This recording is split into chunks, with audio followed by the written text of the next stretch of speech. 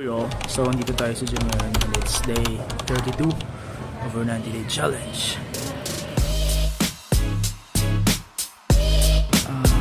So, today is chest and back day. So, katatapos ko lang mag-chest. So, nag-bench press tayo, incline bench press, tsaka cable chest fly.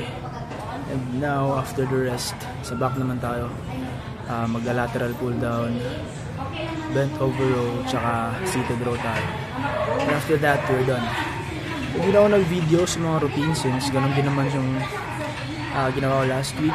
Wala namang nagbago sa routine. Bumalik lang tayo sa chest and back day.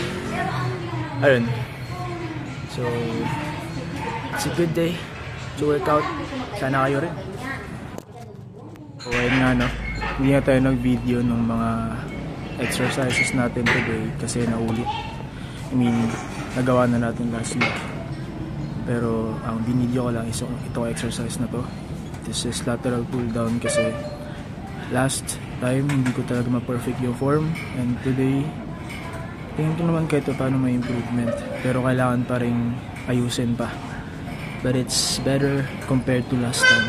So ayun, good thing.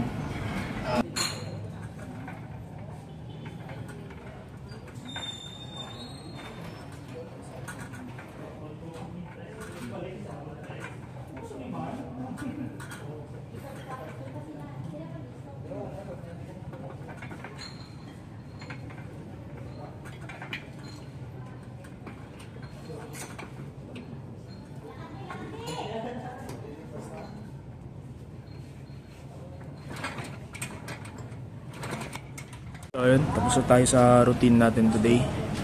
Tapos natin yung chest, tatlong exercises, and back, tatlong exercises din. And papahinga lang tayo, tapos uwi na din para pumasok sa office. That's it for today. It's the 32 of 90. See you.